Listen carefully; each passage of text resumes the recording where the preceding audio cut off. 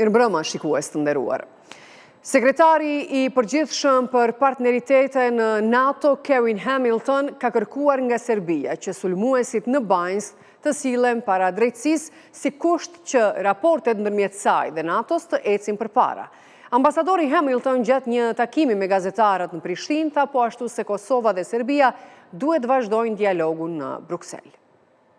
Rreth 3 vite më parë, një grup terroristësh të përkatësisë serbe kreu sulmin e Banjsk në veri të Mitrovicës, ku mbeti i vrarë heroi Afrim Bunjaku, por udhëheqësi i këtij grupi Milan Radojičić vazhdon të lëvizë lirë në territorin e Serbisë. Zëvendës ndihmës sekretari i përgjithshëm për partneritetin e NATO, Kevin Hamilton, gjatë një takimi me gazetar, tha se në mënyrë që raportet e NATO-s me Serbinë të ecin përpara, Beogradi zyrtar duhet të i sjellë para drejtësisë kryerësit e sulmit.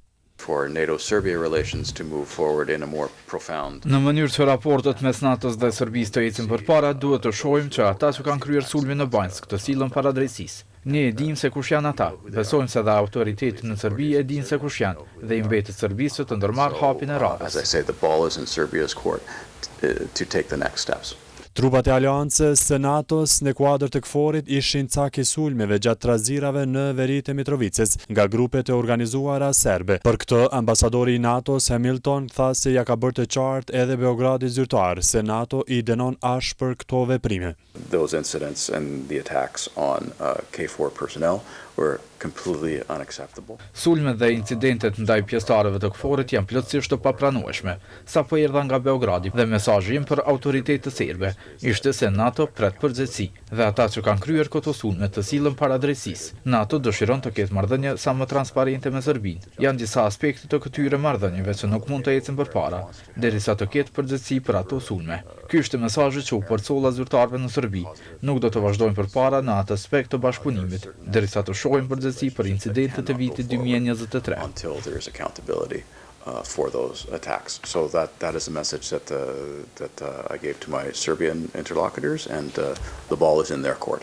Ambasadori i NATO-s Kevin Hamilton kërkoi nga Kosova dhe Serbia që të vazhdojnë dialogun e lehtësuar nga Brukseli zyrtar për të gjetur zgjidhje politike. There needs to be continuous and robust dialogue between Pristina and Belgrade. Duhet të ketë dialog të vazhdueshëm midis Prishtinës dhe Beogradit. NATO është mbështetëse e procesit të lehtësuar nga Bashkimi Evropian në udhëheqjen e Peter Sorensen. Ne merremi me situatën në terren, por kur është fjala për nivelin politik, është mirë që të ketë ndërtim të besimit. The situation on the ground and building confidence, which is very, very important. Duke folur për rrugën e Kosovës drejt antarësimit në NATO, zyrtari i lartë i NATO-s Kevin Hamilton tha se tani për tani nuk është momenti që NATO të pranojë antar të rinj.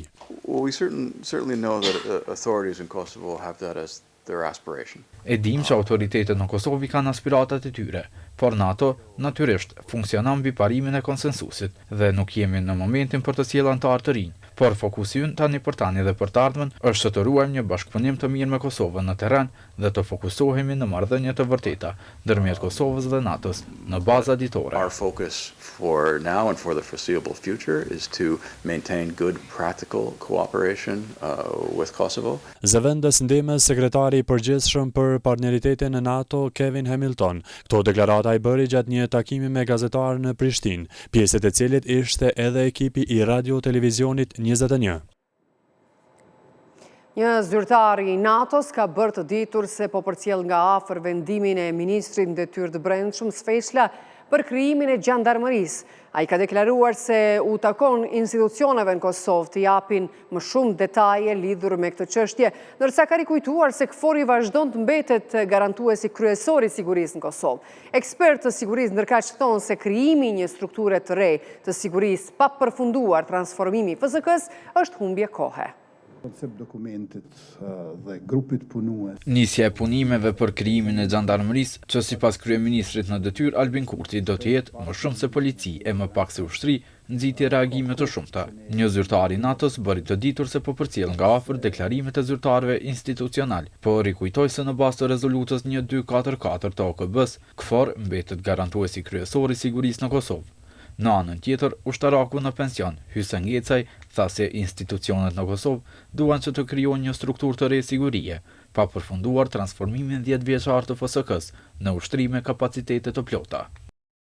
Kjo po i bjen me ngrit pothuajse një FSK 3 prej fillimit, ku mas pari mungon ekspertiza, mungon përvoja, duhen njerëz të kualifikuar për me bani gjatë të tillë, duhen mbështetja financiare, pra fondet të sigurohen, të gjinden, por është edhe ana administrative, do të ndjeket një rregull, një rend, mundet ministri, mundet qeveria me propozu diçka të tillë, por aprovimin e bën Kuvendi i Kosovës, jo qeveria.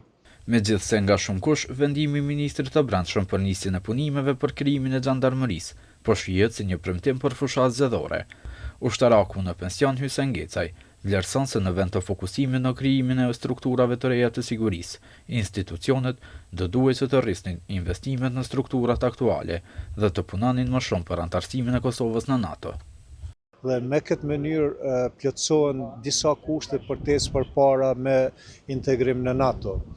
Tani kjo koha sa do të duhet për me ngrit një institucion si që është Gjandarmeria, nënkupton dyfishim i shtymjes së afatit për integrim në NATO. Kohën e gjatë që merr krijimi një strukture të re të sigurisë, që nga miratimi i saj në Kuvendin e Kosovës e deri tek nisja e operimit të saj, e përmend edhe ish-drejtori i Policisë së Kosovës, Reshat Maliqi, ndërsa thekson nevojën për përmirësim të kushteve tek institucionet aktuale të sigurisë. Unë ende për marrë shembull policia e Xhilanit, ende jenë me një objekt që tash ambulanta ka ndalë mjek prej aty dhe jenë vendosë policia, ende nuk kanë hapësirë të mjaftueshme. Duhet për institucionet aktuale të krijohet hapësirë mjaftueshme, të pajisin me pajisje, me uniforma, me paga, me sigurim shëndetësor, sigurim social, trajtohen në mënyrë dinjitetshme ata, dhe pastaj nëse ka buxhet, ka hapësirë, ka mundësi, ne të krijohet edhe diçka tjetër, nuk prish punë. Megjithatë, mbetet e pasardhë mënyra se si pritet të formohet dhe hyjë në funksion Gjandarmeria, me që aktualisht Forca e Sigurisë së Kosovës në zona të caktuara nuk lejohet të shkojë pa një leje nga KFOR-i.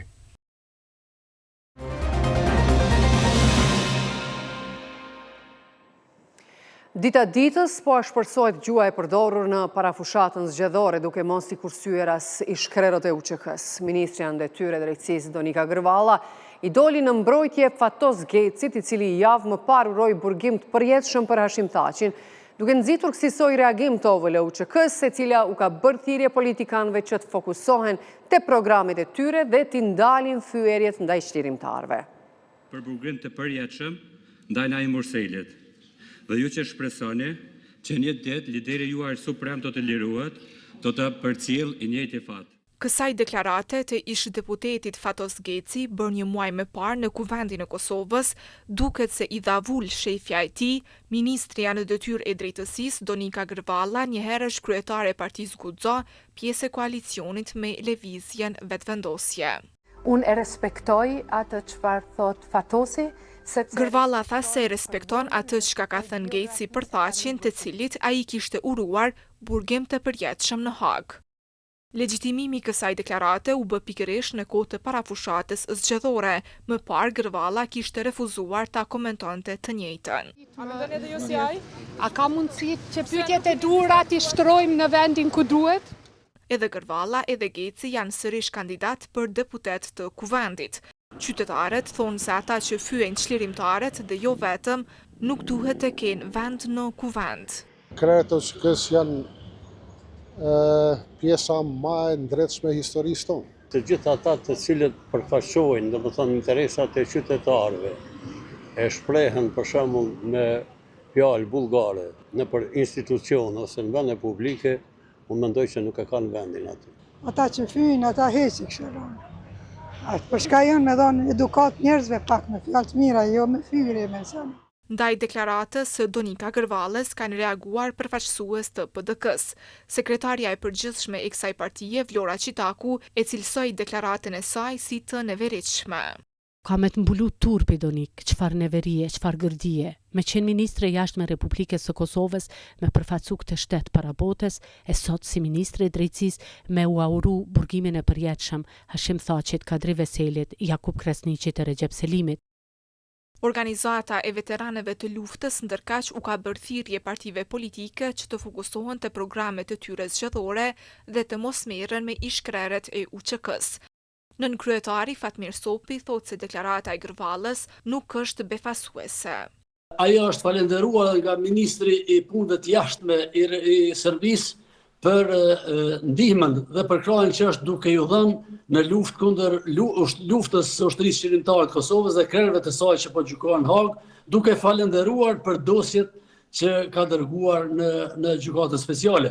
Prandaj njerëz të tillë nuk kemi se çfarë të dëgjojmë tjetër nga njerëz të tillë. Gara politike është garë politike dhe duhet garohet për programe, jo me fyrje, me sharje dhe me një periudhë të lavdishme të historisë.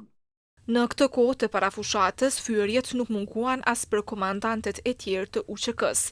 Ditë më parë, mërgjimtari Naser Gjulani për krah televizjes Vetvendosje krahasoi ish-komandantin Daud Haradinaj me kryeterroristin Milan Radojčić, duke ju referuar me mbiemrin e tij Daud Radojčić, teksa nuk i kurseu as kërcënimet për të, derisa Sami Lushtaku u etiketua si Sami Serbia nga zyrtari i LVV-s Hysni Mehani, gjë që pasoi me një incident mes tyre.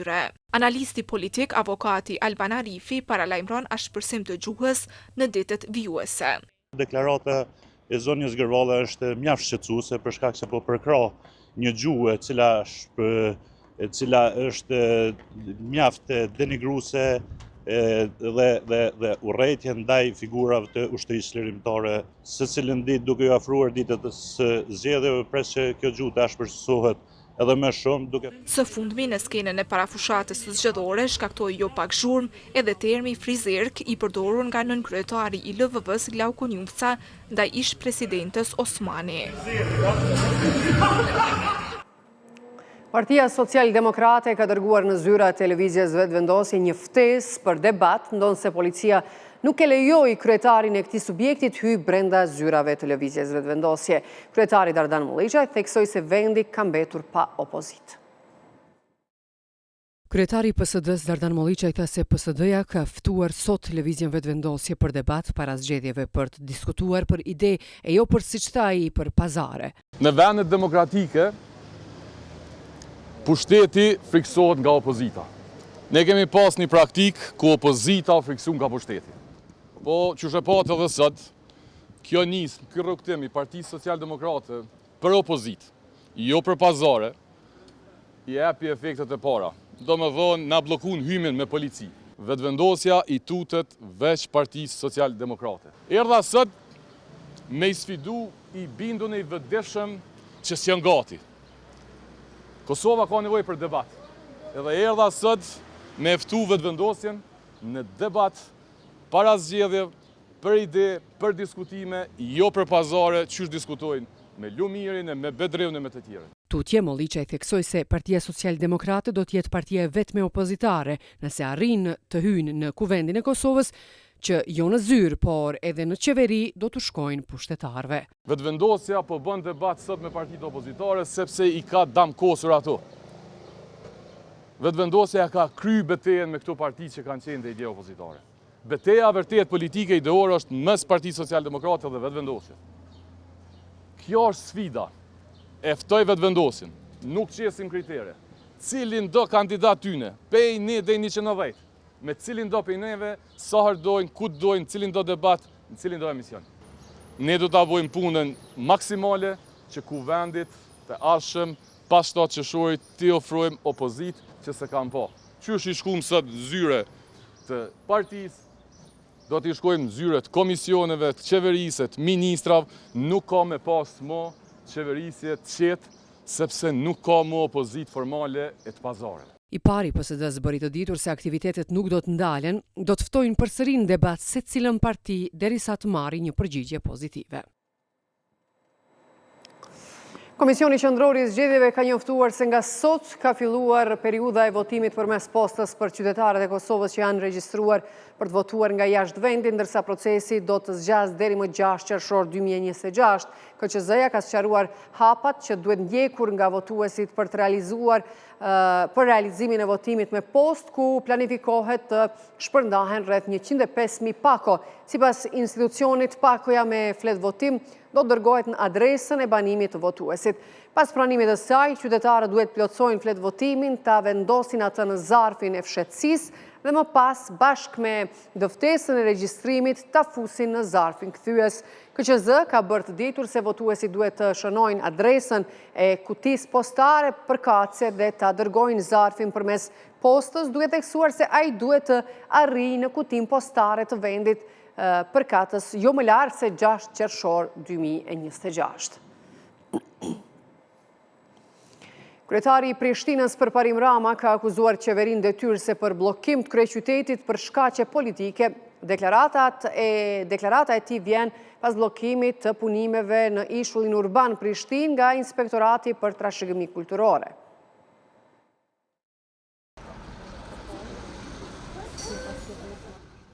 Lidhur me punimet të cilat u ndërprendje, kryetari Prishtinës Përparim Rama tha se ka pasur leje për vazhdim të punimeve. Rama ftoi edhe prokurorinë që të ndërmarrë masa, derisa bëri të ditur se do të dërgojnë edhe kallëzim penal në këtë institucion. Sipas tij, bllokada në kryeqytet është e jashtëligjshme. Për fat të keq, prap punët tona po bllokohen. Po i blokojmë 30.000 banor, 30.000 qytetar të kryeqytetit, me ju kriju mundësinë me kalu të sigurt prej anës të Arbërisë në qendër të kryeqytetit. Kujt po i pengojnë këto punë? Qeveria vazhdon për çështje puro politike me bloku kryeqytetin. Derisa të njëjtën kohë ju jep leje sektorit privat. Çfarë hipokrita, çfarë hipokrizie. Ne kemi kryer projektin, kemi nda buxhetin, kemi fillu punimet, po vazhdojmë punimet me intensitet e ata vinë edhe e blokojnë kryeqytetin në mënyrë të jashtëligjshme. Sipas Ramës, Ministria e Kulturës nuk ka asnjë bazë ligjore për të ndaluar punimet. Edhe pse janë ndaluar punimet, Rama tha se komuna do të vazhdojë punimet në këtë pjesë edhe në pjesët e tjera të ndaluara. Rama fton prokurorinë të marrë masa pas ndalimit të punimeve në ishullin e kryeqytetit. Nuk do të lejoj, si kryetari kryeqytetit, që të bllokohen më shumë se gjys milion banor të kryeqytetit, nga njerëz që janë të paaft, që nuk ja dojnë të mirën këtij qyteti, që nuk ja dojnë të mirën këtij vendi. Prandaj, e ftoj prokurorinë që të ndërmarrë masa të menjëhershme të gjithë këta bllokues e sabotues me shku në prokurori. Nuk kanë asnjë bazë ligjore, domethënë thirrën në dokumenta që nuk ekzistojnë. Nuk kanë asnjë bazë, po vazhdojmë me punë dhe do të vazhdojmë me punë, nuk ka asgjë që ndal, do ta dorëzojmë më një herë. I njëjti problem po ndodh edhe me sheshin George Bush të kryeqytetit, ku janë ndërprer punimet. Ka dyshime se këto probleme qeveria po i shpërfaq para fushatës zgjedhore, tha kryetari Prishtinës Përparim Rama. Në një mbledhje komemorative është nderuar jeta dhe vepra e profesorit dhe politikanit të njohur Alush Gashi. Në akademinë që mblodhi personalitetet ndryshme të jetës publike, u tha se bashkëpunëtori i ngushtë i presidentit Ibrahim Rugova ishte njeri i qetësisë, i arsyes dhe i përmbajtjes.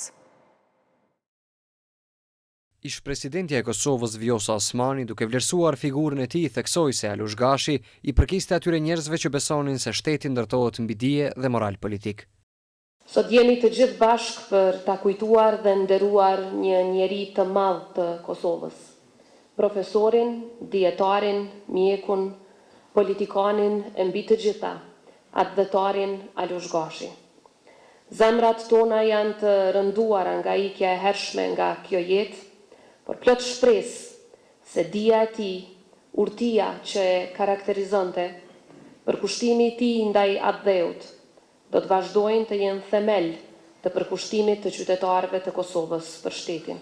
Do ta kujtojmë për herë profesor Alushin, njeriun që besoi se politika mbi të gjitha duhet të shërbejë dinjitetit, humanes, dijes, të mirës së përbashkët e mbi të gjitha Republikës. Dhimbja për ndarjen nga jeta e doktor Alush Gashit është e heshtur, por shumë e rëndë, tha kryetari LDK-s Lumir Abdigjiku.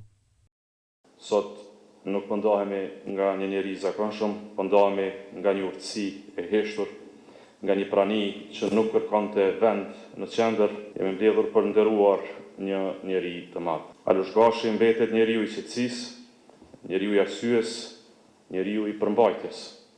Ai kishte atë lloj pranie që nuk impononte, por qetësonte, atë lloj autoriteti që nuk kërkonte të dëgjohej me forcë, sepse mjaftonte urtësia e tij për të respektuar.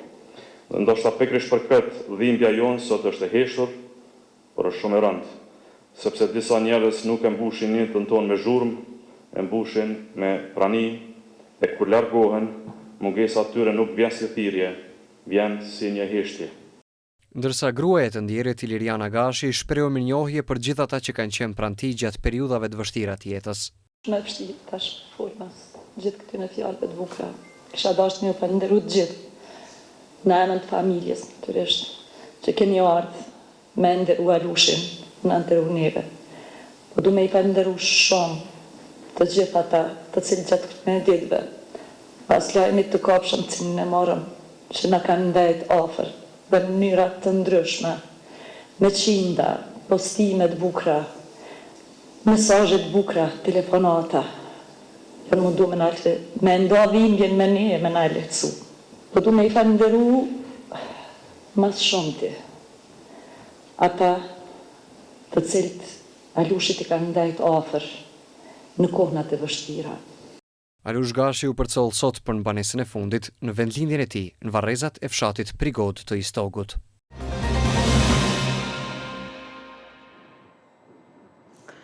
Radio Televizioni 21 shënon sot 28 vjetorin e themelimit duke rikthyer me këtë rast ballon pranverore që është një nga organizimet më të veçanta pas luftës në Kosovë. Kolegu Lorik Bakia na rikujton se balloja pranverore paraqet mbrëmje madhështore që na rikthen traditën e glamurit dhe emocioneve në gati 3 dekada punë në Radio Televizionin 21. Lorik, linja për ty. Faleminderit shumë Lule, përshëndetje të gjithëve nga këtu ku zhvillohet balloja pranverore Radio Televizionit 21 në 28 vjetorin e themelimit të shtëpisë sonë mediale.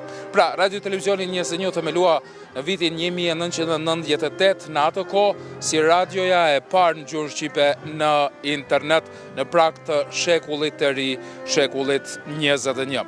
Balloja pranverore, sikur dihet tashmë, është një nga ngjarjet më glamuroze që realizohen në Republikën e Kosovës, e cila pas një ndërprerje që nga koha pandemisë, kujtoj se në 2019 ishte balloja fundit realizuar deri më tani, ja ku kthehet sot në moton valsi i rikthimit.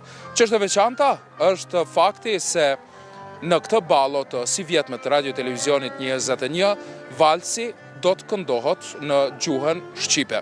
Ndryshe nga ballot pranverore të kaluara, të realizuara deri më tani. Gjithsesi që është fest, një fest e përkujtimit, një fest e nderimit, një fest e kremtimit të punës së suksesshme të Radio Televizionit 21 ndër vite, natyrisht një ngjarje që bën bashkë të miqt, dashamirët të ftuarit të shumt që vinë këtu për të kremtuar bashkë me ne, gjithsesi edhe për të vallëzuar. Gjatë emisioneve të sotme editore kemi vënë në pa faktin se mirë se erdhët. Knatësi. Qërëve, kjo me faktin të Drejt për drejt në Radio Televizionin 21, ekipi mrekullueshëm i 21-shit, i cili do të jetë në krye të detyrës në kryerjen e punëve të xhirimit dhe realizimit të kësaj balloje, e cila do të vijë edhe për shikuesit e 21-shit në një moment të caktuar. Kështu që, ne do të festojmë, do të kremtojmë, do të nderojmë punën që është bërë nga të gjithë bashkë me miq e bashkëpunëtor. Faleminderit shumë që jeni edhe më tutje me ne. Dhe natyrisht për shikuesit tanë do të sjellim edhe në edicionet e radhës, në emisionet tona materiale nga kjo gala mbrëmje. Ti shikojmë pak pamjet.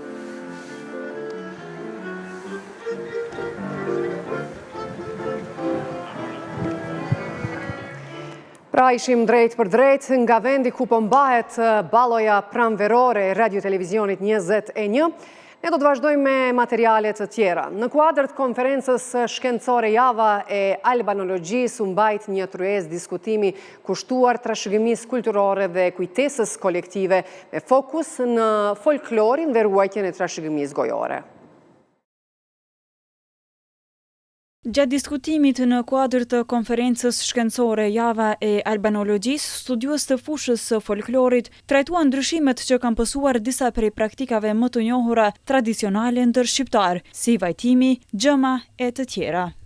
Arbnora Dushi, udhëhecë e degës të folklorit në Institutin Albanologjik, tha se ndryshimet teknologjike kanë ndikim pozitiv në folklor, pasi nuk marrin shumë kohë të përhapen sikurse dikur. Dushi tha se folkloristika sot përballet me sfida të reja si pasojë e zhvillimeve kulturore dhe shoqërore, por këto ndryshime mund të shihen jo vetëm si dobësim i traditës, por edhe si pasurim i saj. Normat e reja që ndikojnë në ndërtimin shoqëror dhe të gjitha këto e afektojnë folkloristikën drejt për drejt. Por nëse në një anë ato shihen si dobësim i asaj që është shtyllë ose esencë kombëtare, në anën tjetër mund shihet edhe si pasuri, sepse ato këto ndryshime e shtojnë volumin e lëndës të cilën për ne bëhet lëndë studimore. Sot janë mundësitë shumë të mëdha që ajo trashëgimi të mos zhduket.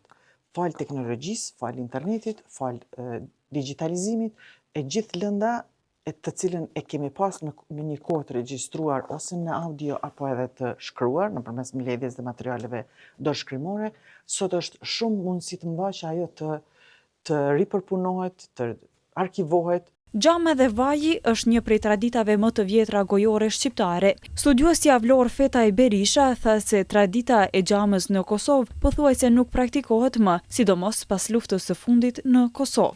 Vajtimi më herët është bërë shumë, tash kohët e fundit nuk po praktikohet, bëhet kryesisht në Dugaxhen, por në një mënyrë pak më të lehtë se sa që shobo ma heret. Ma heret edhe kanë orë dhe vajtojsa, do me thonë të përësitura, janë bo me një pagesë simbolike, të cilat kanë vajtu të vdekurin. Por, duke pas parasysh luftën e fundit, që ka pas vdekje shumë të rënda, edhe aty janë ndërprej. Ndërsa studiuesja Irena Gjoni theksoi se në kontekstin e globalizimit, tradita të ndryshme si ajo e ujit të pafolur është ruajtur më mirë nga arbreshet e Italisë se sa nga shqiptarët në trojet e tyre, ndonse bëhet fjalë për të njëjtën trashëgimi kulturore. Ajo që bërej tek Bregdeti Jonian po shkon drejt shuarjes. Ka ngelur ose në formën e rrëfimeve nga moshat e mëdha për mënyrën se si është kryer ky rit, ose ato që e praktikojnë tani mund të jenë shumë pak dhe gratë kryesisht moshave të thyera. Ndërsa përkundër kësaj, tek arbëreshtet e Italisë, ne vërejmë që ndodhet në mënyrë pak më të institucionalizuar. Diskutimi nxorri në pa sfidat dhe transformimet që po kalon trashëgimia jo materiale shqiptare, duke theksuar nevojën për dokumentim, ruajtje dhe përshtatje të saj në kohët moderne.